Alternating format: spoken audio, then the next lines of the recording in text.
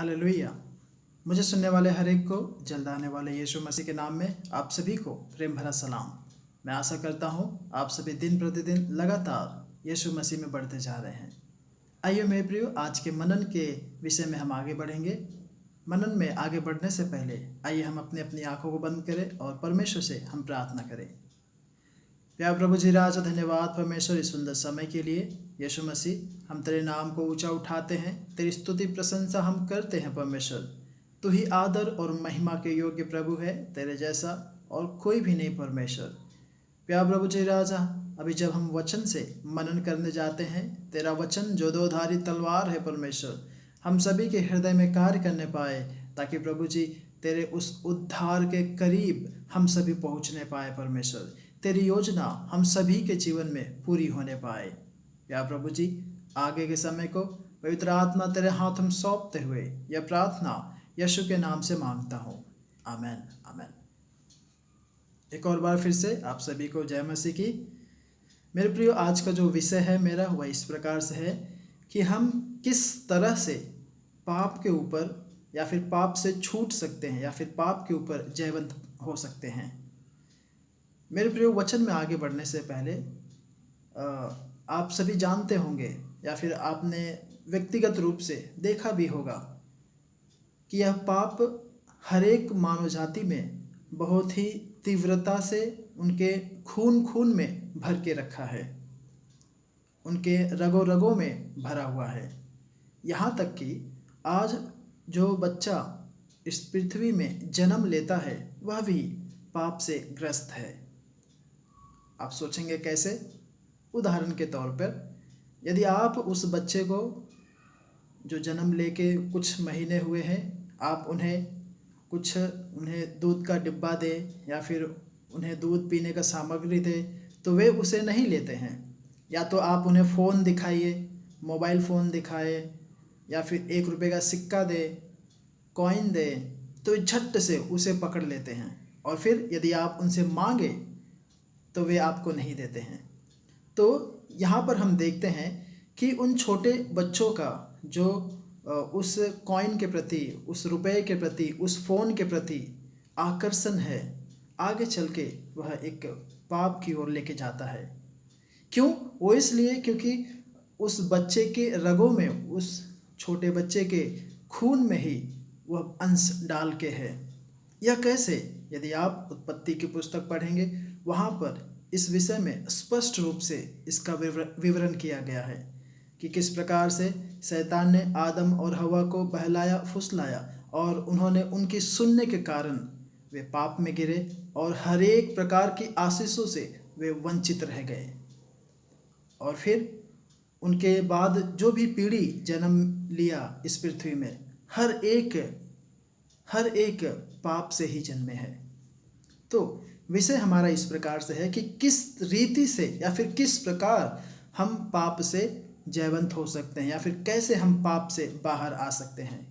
मेरे प्रियो, यहोवा परमेश्वर ने समय समय पर यदि आप पुराना नियम पढ़ेंगे, उन्होंने विभिन्न लोगों को भेजा ताकि मनुष्य पाप से उद्धार पाए, इस पाप से जयवंत हो जाएं। परमेश्वर ने नबियों को भेजा, भविष्यवक्ताओं को भेजा, राजाओं को भेजा, कुछ कई गिने चुने लोगों को भेजा, लेकिन मनुष्यों ने मन नहीं फिराए। फिर भी परमेश्वर का हृदय कच्चा नहीं हुआ। परमेश्वर अपने मन को नहीं हारे। उन्होंने अपने आप को और भी तैयार करते हुए जब देखा कि मैंने इतने प्रकार के, विभिन्न प्रकार के मनुष्यों को भेजा और वे नहीं सुने, वे नहीं मन फिराए, फिर भी उसी पाप में गिरे रहे, तब आखिरकार जाके परमेश्वर खुद देह धारण करके इस पृथ्वी में आए। यदि आप यूहन्ना की पुस्तक पढ़ेंगे, वहाँ पर स्पष्ट रूप से लिखा है पहले आयत में कि वचन देहधारी हुआ, यानी कि परमेश्वर मानव रूप लेकर इस पृथ्वी में आए और हम मनुष्यों के बीच में उन्होंने स्वर्ग के राज्य के विषय में अद्भुत चिन्ह और चमत्कार, और स्वर्ग का राज्य कैसा होगा, परमेश्वर क्या चाहते हैं मनुष्यों से, परमेश्वर किन बातों से प्रसन्न होते हैं, इन हर एक प्रकार की गवाही, साक्षी उन्हीं सभी लोगों के मध्य में नमूना ठहराया। और जितनों ने यीशु मसीह पर ईमान लाए, विश्वास किया, परमेश्वर ने उन सभी को अपना पुत्र और पुत्री होने का अधिकार दिया। मेरे प्रियो, जब आज यीशु मसीह उनका स्वर्गारोहण हो चुका है, तब से लेके अब तक यह पवित्र आत्मा का काल चल रहा है, समय चल रहा है।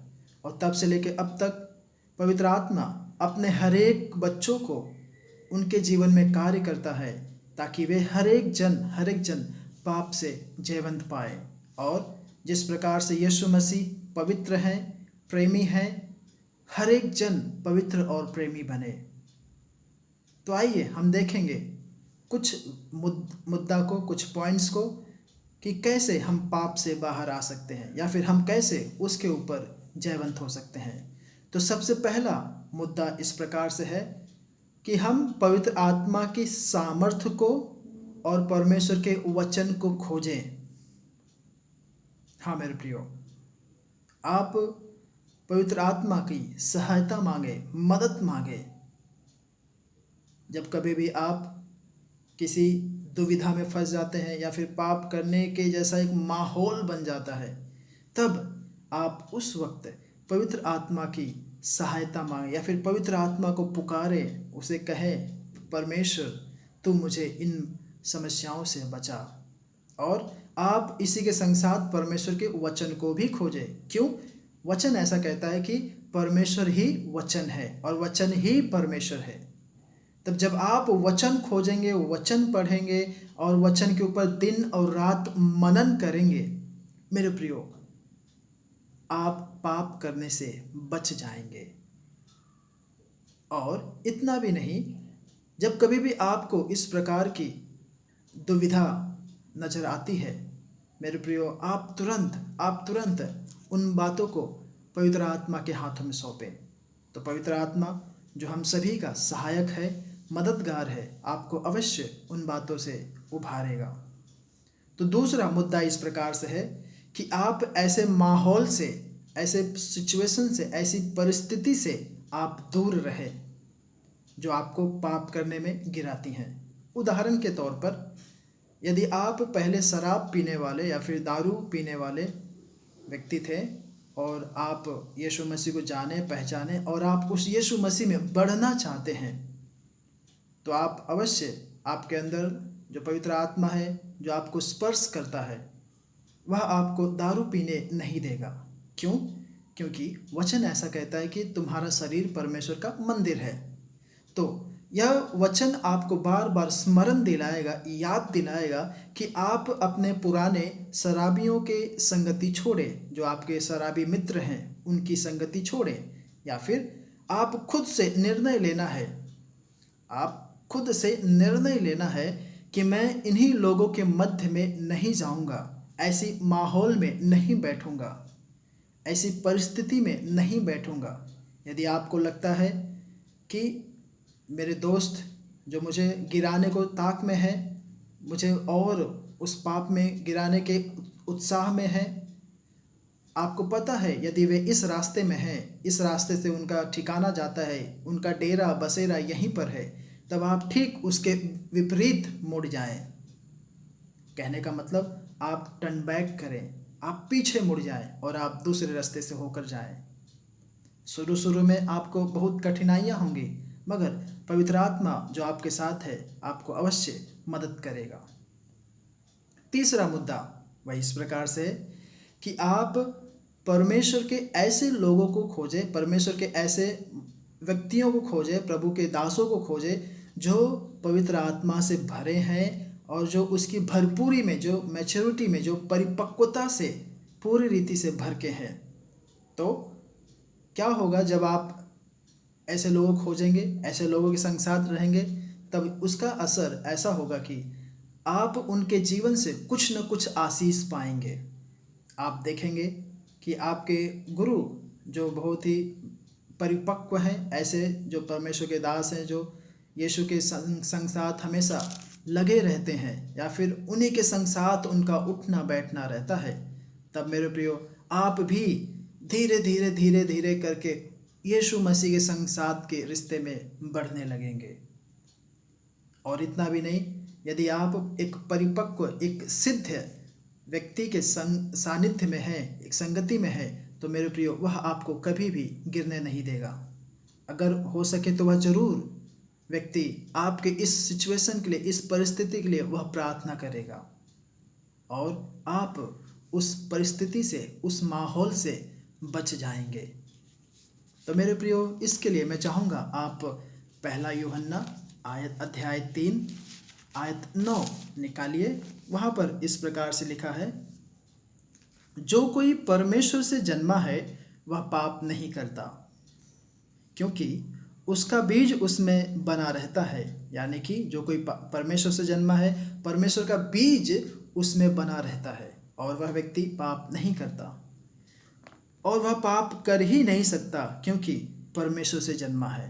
हाँ मेरे प्रियो, तो यदि आप चाहते हैं कि आप उन बुरी संगतियों से, माहौल से, पाप से छूटना चाहते हैं, तो आपको ज़रूर ऐसे लोगों के संगति में रहना पड़ेगा, ऐसे लोगों के संग साथ उठना बैठना पड़ेगा जो सिद्ध हैं, जो परमेश्वर के संग साथ के रिश्ते में दिन प्रतिदिन बढ़ते जाते हैं और प्रभु उन्हें अपनी सेवा के लिए भरपूरी में इस्तेमाल कर रहा है। तब ऐसी संगति के कारण आपके जीवन में आशीष आएंगी। जो चौथा मुद्दा है वह इस प्रकार से है कि सभी विश्वासी हर एक को इस पाप से उभर कर आना है।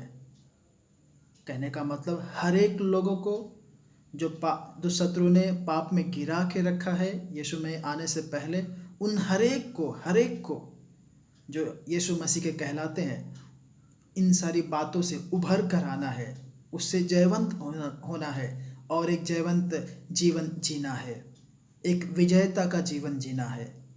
तभी तो मेरे प्रियो आप सभी को परमेश्वर के राज्य में मुकुट है, क्योंकि आपके इस वर्तमान की समस्या ही जो पाप से लड़ना है, आप जब इससे छूट जाएंगे तब देखना पवित्र आत्मा परमेश्वर आपको उसके महिमा के लिए और भी बढ़ चढ़कर इस्तेमाल करेंगे।